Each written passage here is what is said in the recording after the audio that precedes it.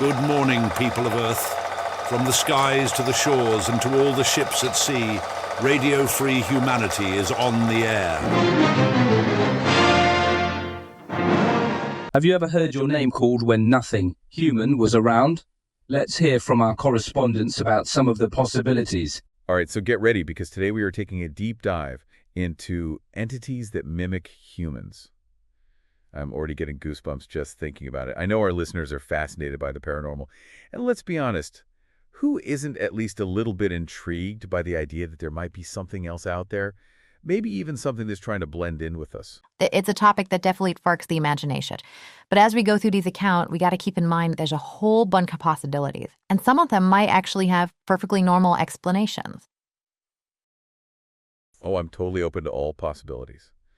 But some of these stories, they're just too strange to just brush off. Like this one from Tim Marchenko's book, Disembodied Voices.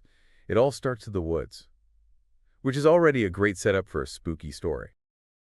Forests have always had this kind of mysterious vibe, you know? It's easy to feel a sense of wonder when you're surrounded by the unknown, or even unease.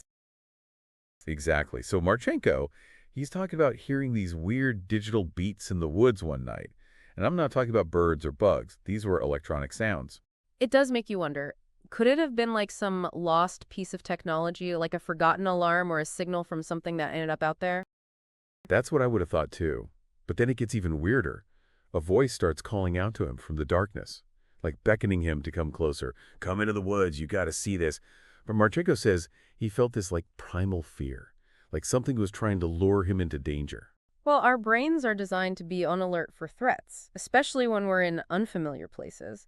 So it's possible his senses were just heightened, you know, and his mind kind of interpreted those sounds as something scarier than they really were. Maybe, but this experience, it stayed with him for his whole life. And his book, it's full of similar stories from others who say they've heard these disembodied voices, like Teresa Bowman. She was in a really bad car accident, and she heard a voice telling her to close her eyes, it will all be over soon. She said she actually found it comforting in that moment of trauma. It's actually not unusual for people to report hearing things, especially during times of extreme stress or near-death experiences. It could be the brain's way of coping with something that's just too much to handle. I see your point. But what about those cases where the voice, it seems to actually help someone, or even saves their life, like Jackie who was caught in a gasoline fire and heard a voice yelling, "Stop, drop, roll." She did exactly that, and it saved her.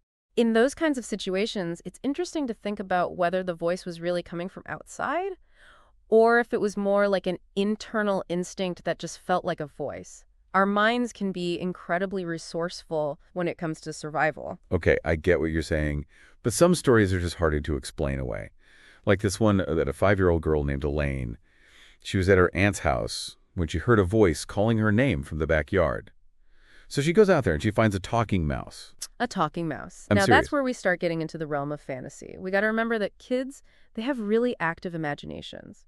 And how they see the world can be totally different from how adults see it. True, but she had this weird gap in her memory afterwards, like she lost time. She reappeared hours later and couldn't remember anything that happened. Missing time is a comic thing in paranormal stories, but it's also a symptom of some mental health conditions. Trauma or stress, they can cause a disconnect between someone's conscious awareness and their memories. That's a good point.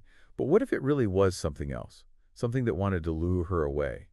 There are so many stories about these things in the woods that mimic voices to draw people in. You're right, there are a lot of cultures that have similar stories. Think about Robin Goodfellow in English folklore, or the Kurupira in South America, the Leshy and Slavic mix, even the Nishi in Bengal. These figures, they often represent the wild side of nature. It's like this idea is built into us somehow. And it's not just folklore. Marchenko has tons of first-hand accounts, too. Like Wendy Maynor, she heard her coworker's voice calling her name when she was completely alone.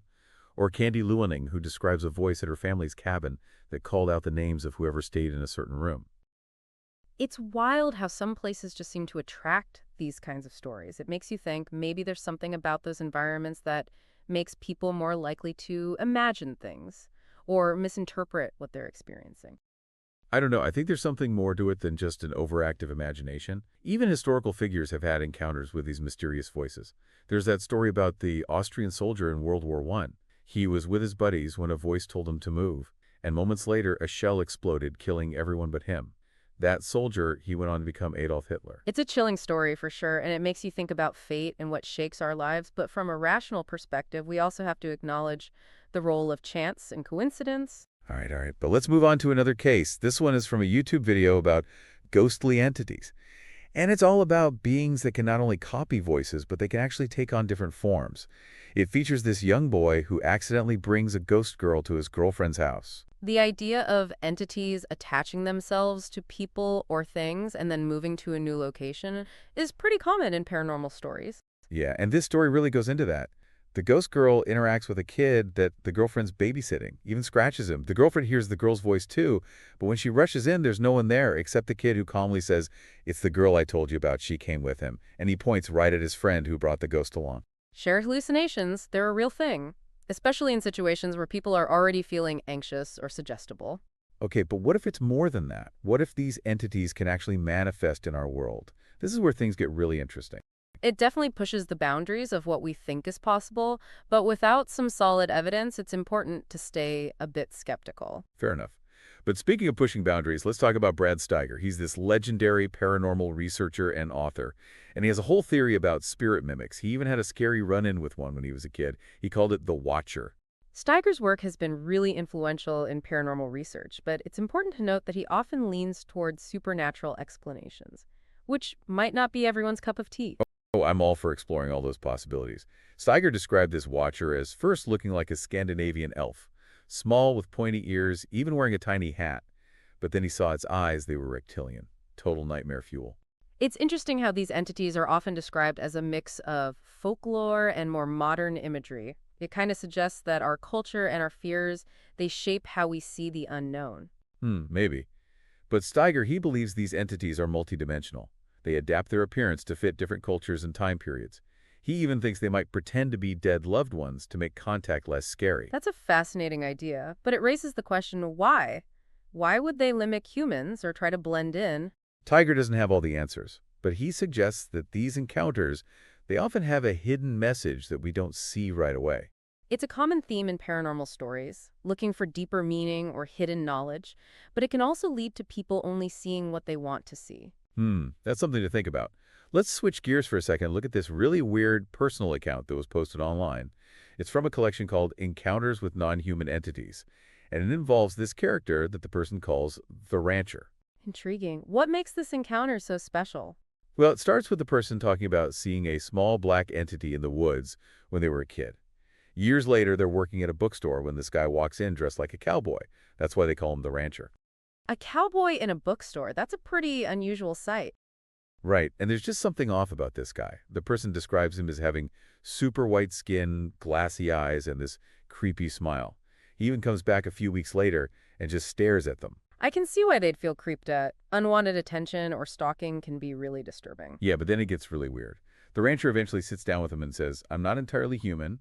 He claims to be a go-between for humans and some other organization that's running things on Earth. He even asks about the person's childhood encounter with that black thing and suggests that it's why they're on his list. Claims about being non-human or having contact with aliens are pretty common in these circles. While it's important to keep an open mind, we also have to think about other explanations, like mental illness or elaborate hoaxes. I get that, but the Rancher also reveals things about the person's personal life, stuff he couldn't have known unless he'd been following them. He talks about scanning timelines and says his kind can see different spectrums than humans. Those details definitely add another layer of mystery. But again, we got to consider whether those claims are actually true or if they're just part of a made-up story. Right, that's the tough part, isn't it? How do we tell the difference between real encounters and those that are made up or twisted by our own minds? It's a question we'll keep coming back to as we go deeper into this fascinating and kind of unsettling topic. It's a question that's been around forever, right? Are we really alone in the universe? And if not, what does that mean for us and where we fit in the grand scheme of things? I am ready to jump right back in. It feels like we're peeling back layers of reality, uncovering these hidden possibilities. Speaking of uncovering, let's check out a book that really dives into this idea, Mimics, The Others Among Us. The title itself is a bit unsettling. It makes you think, what if the people we meet aren't really what they seem? That's exactly it. It explores all these theories about human-looking aliens.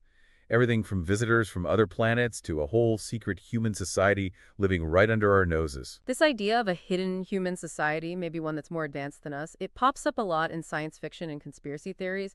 It's like we're fascinated by the unknown and the possibility of other realities existing alongside ours. Like a parallel world operating right next to us and we're completely clueless. The book has this wild story about a rich woman from Venezuela who marries this guy named Jorge. He's super secretive about his past and has these weird abilities like he could predict the future. It sounds like a classic story, mysterious stranger, hidden past. But from a psychological standpoint, it's possible she was just projecting her own wishes and fantasies onto him, attributing his behavior to something supernatural. I see what you mean, but get this. Before Jorge dies, he makes them wrap him up like a mummy and says no autopsy. Then the woman starts getting these nightly visits from something that says it's his spirit. It tells her she has a mission, and then she vanishes. Gone. Disappearances always add to the mystery, right? It's easy to jump to paranormal conclusions, but we can't forget about more ordinary explanations, too. Maybe something criminal happened, or she just decided to start a new life somewhere else. Yeah, that's true, but it's still strange. The book also talks about this tall, blonde guy in Miami who has telepathic powers and an Asian bodyguard. He had these weird gadgets he'd point at the ocean during storms. Sounds like something out of a spy movie. You're right, extraordinary claims often come with these elaborate details.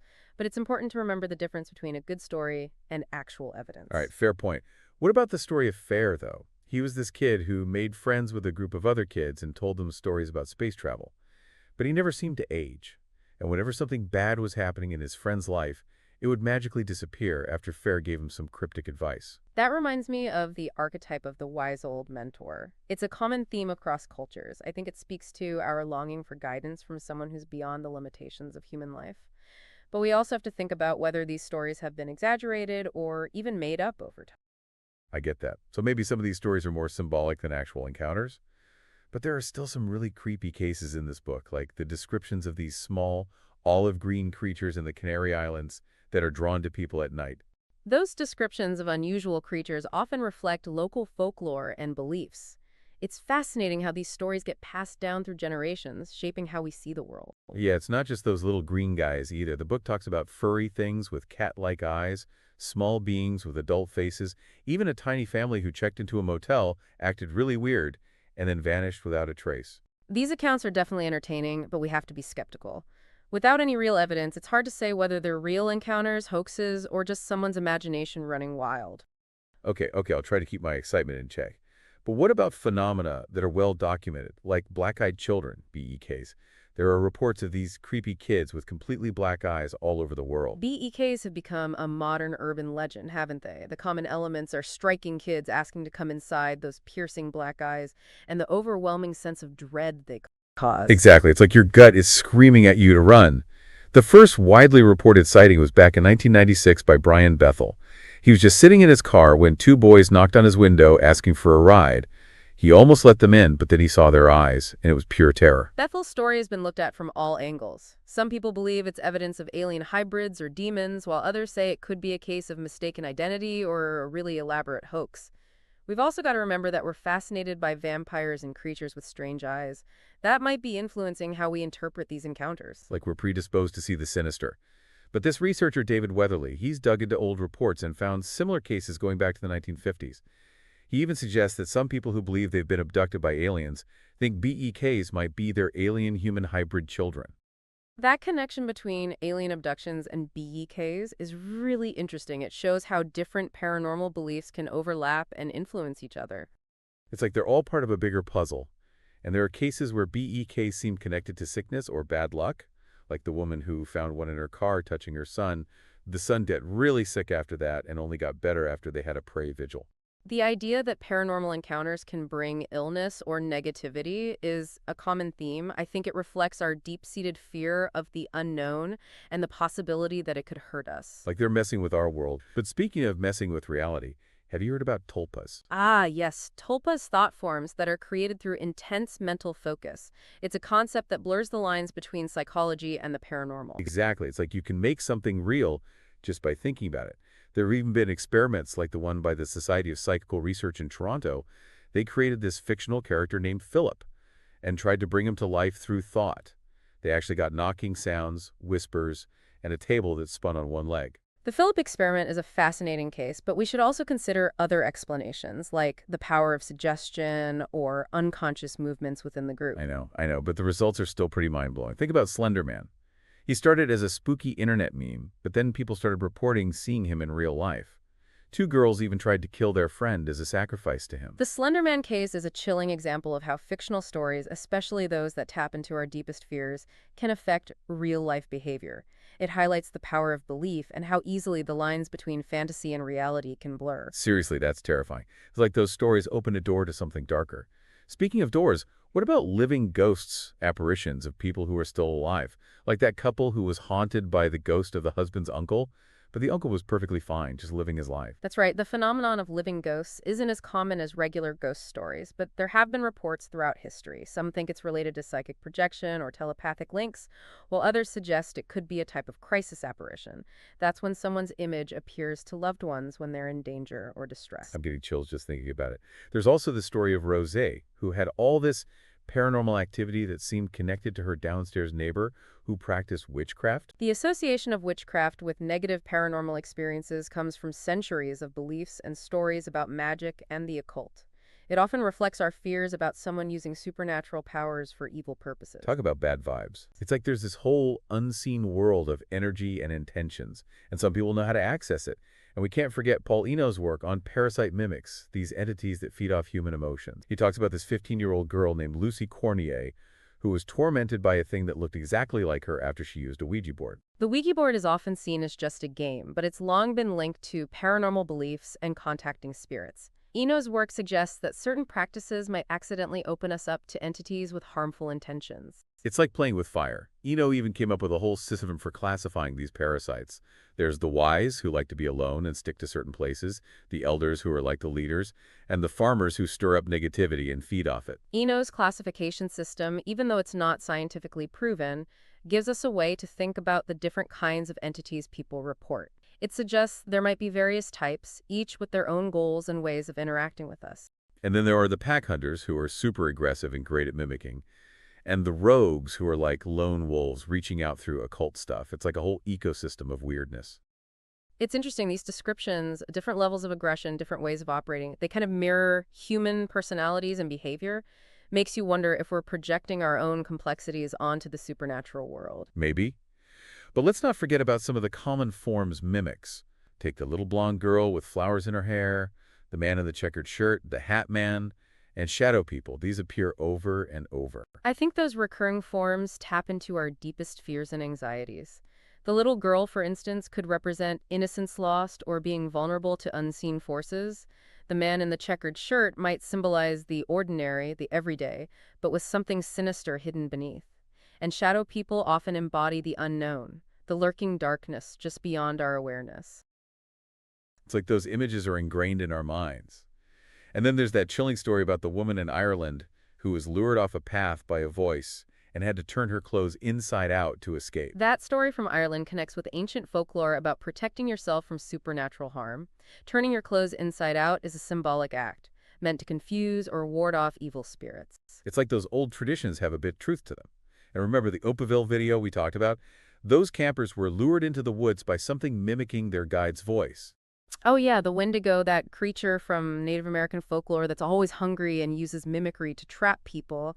It's a scary reminder of the dangers of the wilderness and the forces that might be out there beyond civilization.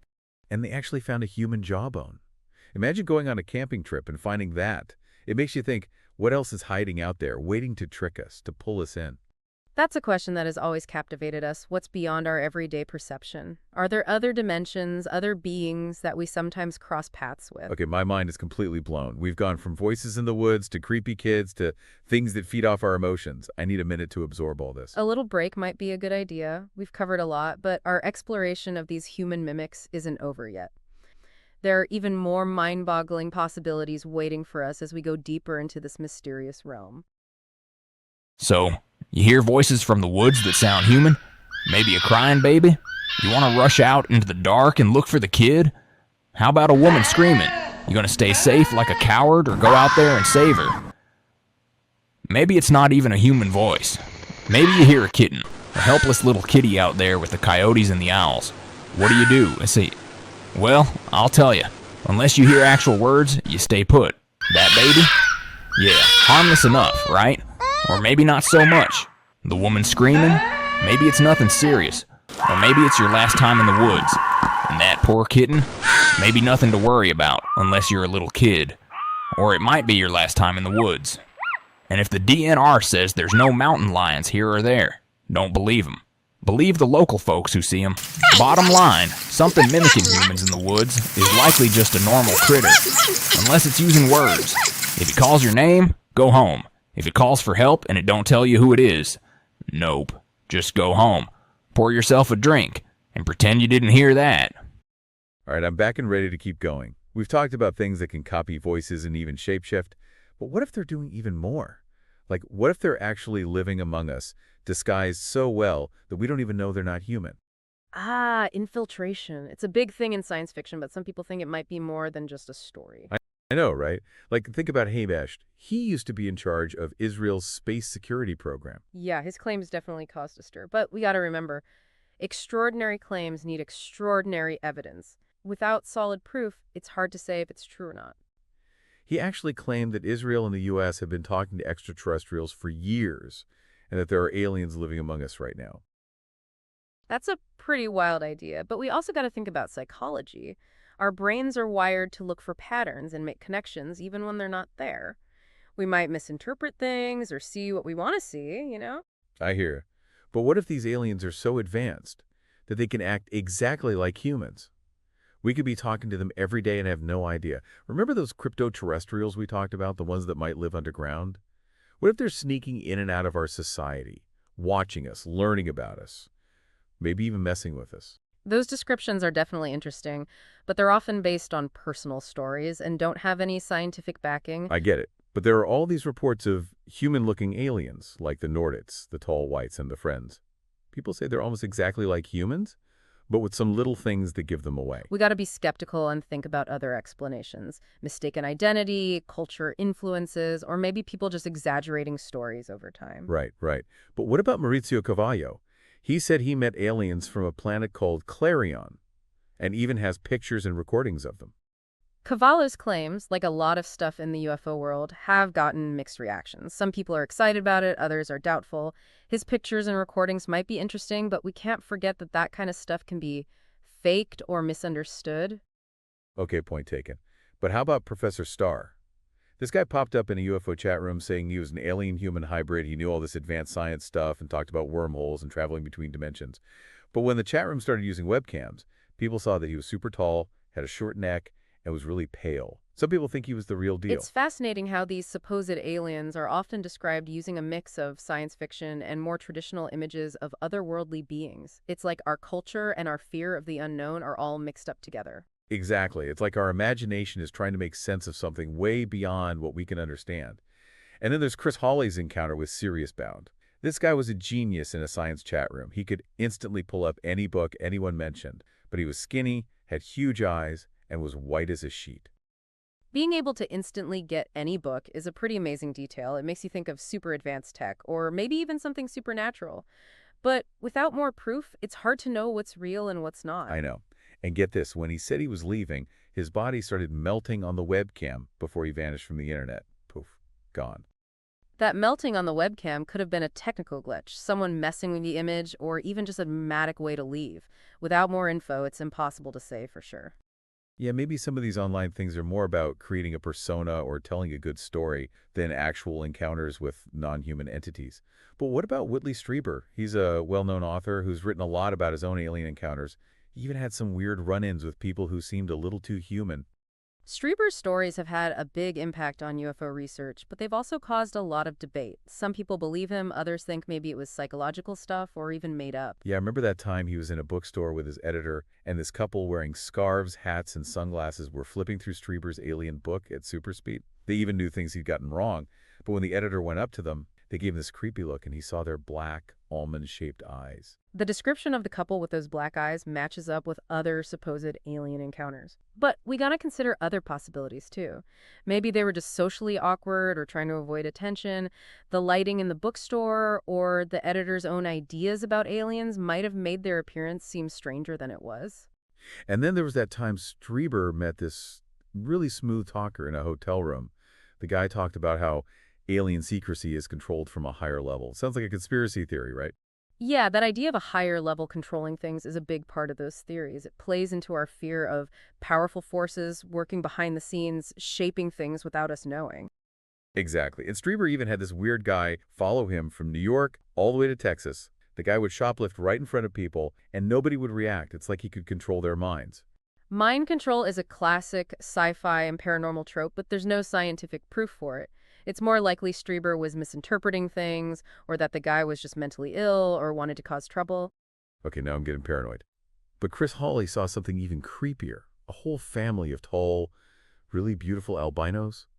It wasn't just her. Another woman saw them too, and her dogs were freaked out by them. The albino family is a curious detail, but the dog's reaction could be because of anything, really. Their unusual looks, a smell that triggered their instincts. We can't jump to conclusions based on how animals act. I guess you're right. So where does all this leave us? We've talked about voices in the woods, creepy kids, and people who say they're alien-human hybrids. It's like our reality is way more fluid and mysterious than we thought. It's been quite a journey, right? We've looked at everything from the ordinary to the extraordinary. And while some of these encounters might have normal explanations, some are truly baffling. That's what makes it so fascinating. In a world where things aren't always what they seem, how do we know what's real and what's fake, what's normal and what's truly strange? Are we alone in the universe, or are there other beings out there, some maybe even trying to blend in?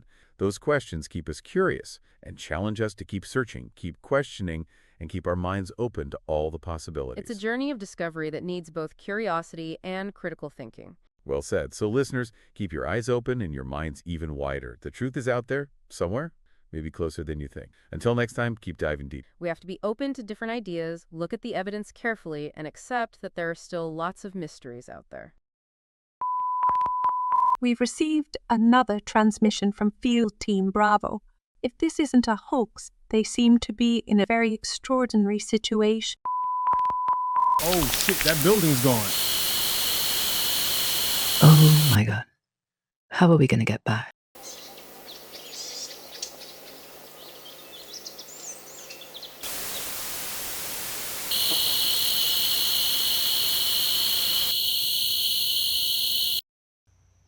Check out the flowers. Ew, ew. There's bugs in them.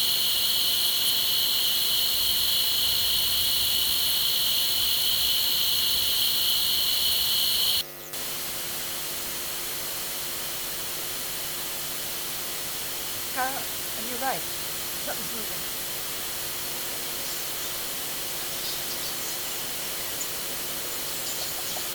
We don't know what we're walking into. Get the drone up. They can do some scouting.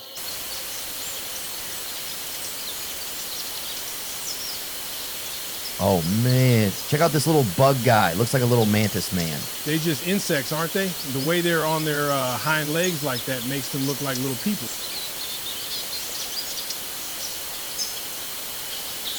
Wow, this one's almost as big as a person. Guys, what if... Look how it's checking out the drone. What if they're intelligent? I don't know. They don't have clothes That noise? or any ornaments. Is it coming from the bug guy? Holy shit. Look at the size of this one. Uh-oh, I got a bad feeling about this. Wonder where it's going in such a hurry. If they're intelligent, maybe they're going to look for help.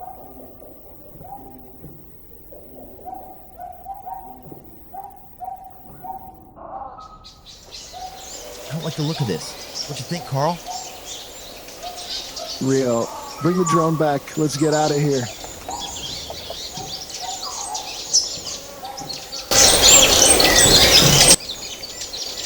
Keep running. I think they spotted us. Careful who you listen to. Good night, resistance warriors, and God bless. And Tony, where is it written that you get to unalive intelligent beings if you believe they're evil?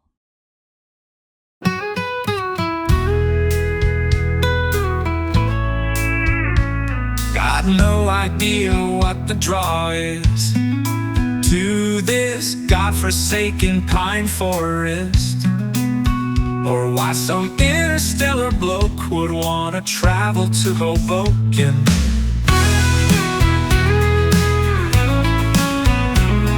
I don't really care if this ordinary place has a crazy fascination for tourists from space. But if I'm gonna welcome any spacefaring guests, I hope they don't mind indulging a couple small requests. I don't wanna be abducted. I don't want my mind corrupted. Don't need my bedtime interrupted. These things have got my life disrupted. When the lights are going out, I don't wanna fuss or pout. Would it really be that rude to demand some solitude? It doesn't bother me if the cattle get took. I won't get too shaken by that bug-eyed look. But whether you're a tourist or assigned to a post, there's certain common courtesies you owe to your host. I don't wanna be abducted. I don't want my mind corrupted. Don't need my bedtime interrupted. These things have got my life disrupted. Yeah.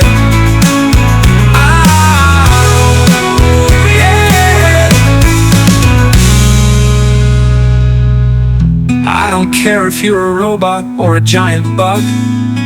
If you're coming to my planet, you can't act like a thug. I don't wanna be abducted. I don't want my mind corrupted. Don't need my bedtime interrupted.